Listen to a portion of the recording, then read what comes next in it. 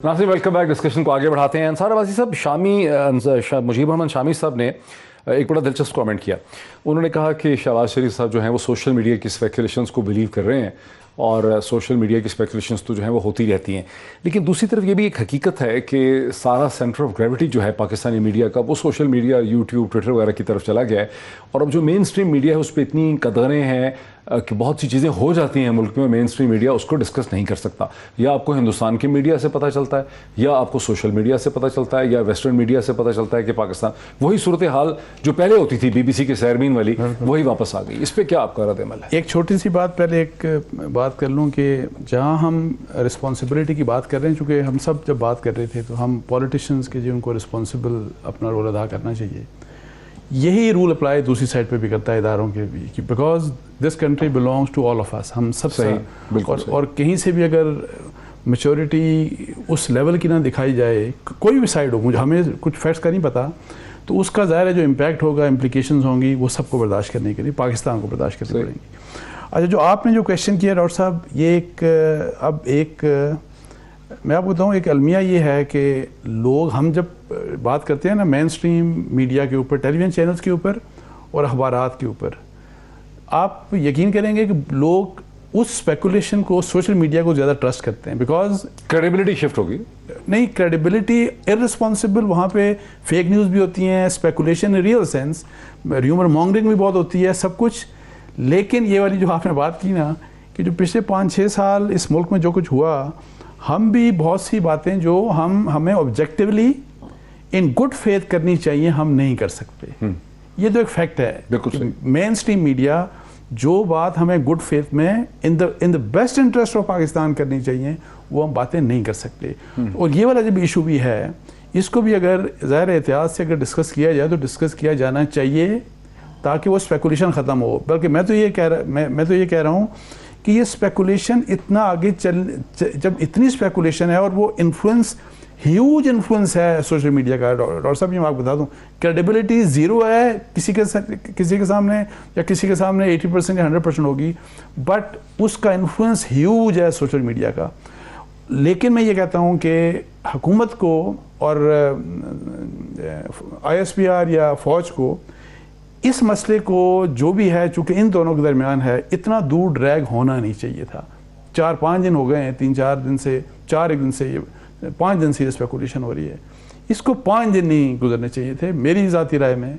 ज़्यादा अगर मसला था भी तो 2-1 दिन में मसले को हल हो जाना चाहिए। उम्मीद करते हैं कि जल्दी सेटल हो जाए। मीडिया वाली चीज़ पे सलीम बुखारी साहब, पाकिस्तान टेलीकम्युनिकेशन अथॉरिटी के आदाद शुमार 2021 के शो करते हैं कि पाकिस्तान में इस वक्त 180 मिलियन हैंड हेल्ड डिवाइसेस हैं।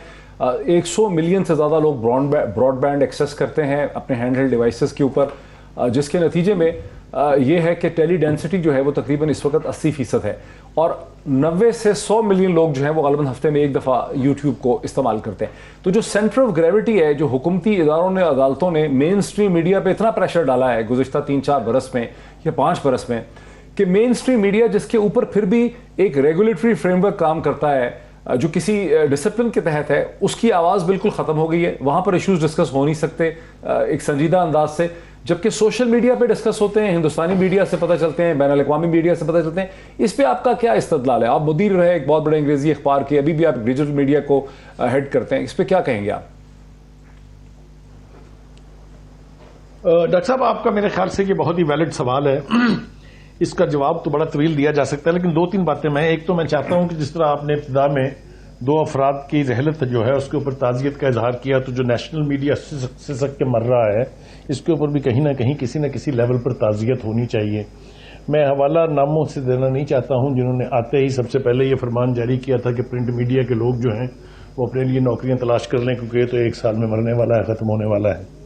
फिर उसके बाद नेशनल मीडिया के साथ जो सलूक हुआ, डॉक्टर साहब आप भी उसके ऐनी शाहिद हैं, हम भी हैं, कुछ लोगों ने उसकी सजाएं भी भुगती हैं, कुछ अदारे बंद भी हुए हैं, कुछ होने जा रहे हैं। ये सब कुछ जो है ये अच्छा ओमन नहीं है। लेकिन चूंकि अगर आपको याद हो तो PTI को चूंकि सोशल मीडिया शुरू से इब्तिदा से सूट करता था, लिहाजा आज उस सोशल मीडिया का जो इन्फ्लुएंस है उसकी जिम्मेदारी अगर किसी एक फर्द या पार्टी पर आयद की जा सकती है तो उसका नाम या इमरान खान है और या पाकिस्तान तहरीक इंसाफ है। یہ بہت بڑا ڈائلیما ہے، یہ بہت بڑی ٹریجڈی ہے جس ملک کا نیشنل میڈیا جو ہے اس کی جگہ جو سوشل میڈیا ہے وہ لے لے.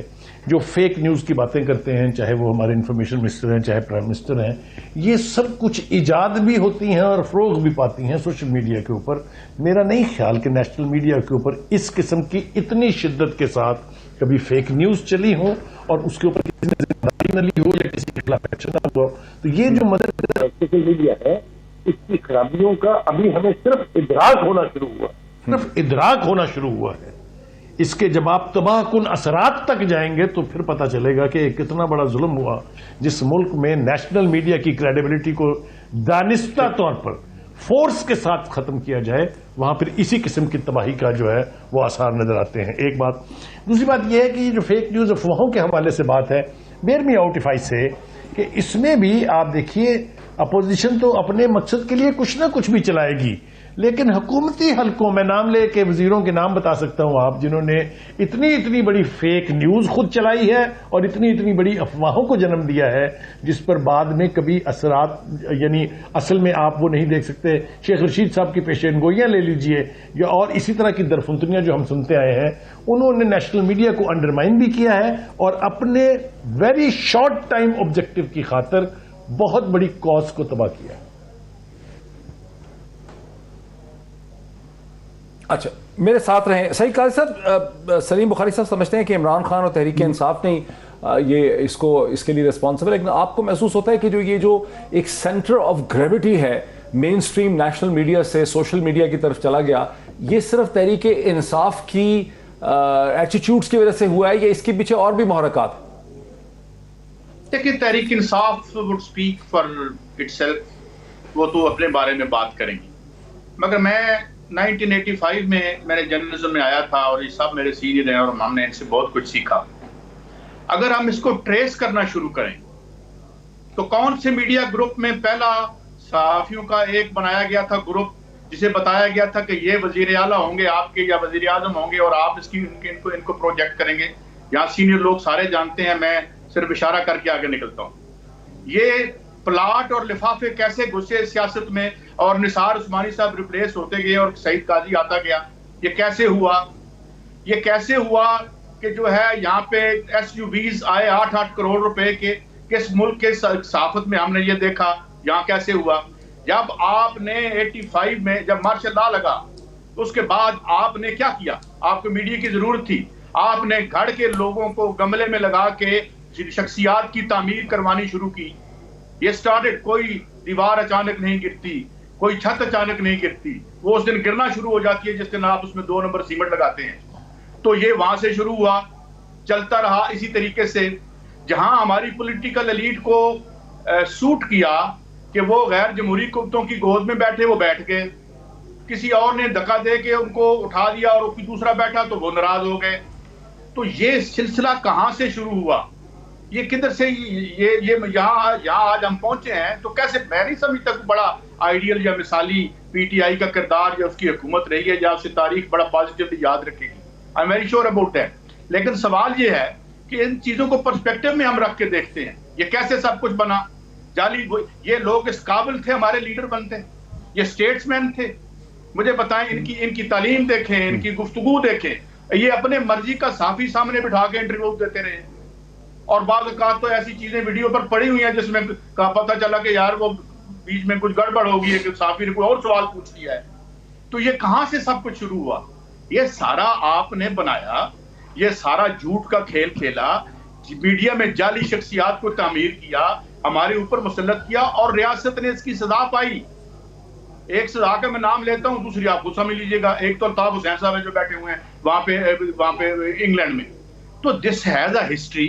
یہ اس کے اور میں ایک بتاؤں آپ کو یہ ہسٹری کیوں ضروری ہے کہ اگر آپ کو اپنی سب کی تاریخ کا پتہ نہ ہو آپ اپنا مستقبل ٹھیک نہیں کر سکتے. یہ وجہ ہے. اور آج اتنا بڑا ویسٹڈ انٹرسٹ ہو گیا ہے کہ 80% معیشت جو ہے آپ کی اس ملک کی ریاست کے ہاتھ میں نہیں ہے، ان لوگوں کے ہاتھ. کون فنڈ کرتا ہے الیکشن کو؟ بینک رول کون کرتا ہے الیکشن کو؟ انڈیا کی جمہوریت کا برکس نکل گیا اسی کھیل کی وجہ سے، اور ادھر بھی نکلا ہوا ہے. وہاں کوئی مارشل لا نہیں آیا تھا. تو یہ ہے اس کو ہم کیسے بازیاب کروائیں. میں بار بار ایک ہی بات اپنی ہمبل سی اور نحیف آواز میں کہتا ہوں, اسے نظریاتی سیاست یہ ایک بہت بڑا چیلنج ہے. میرے ساتھ رہیں.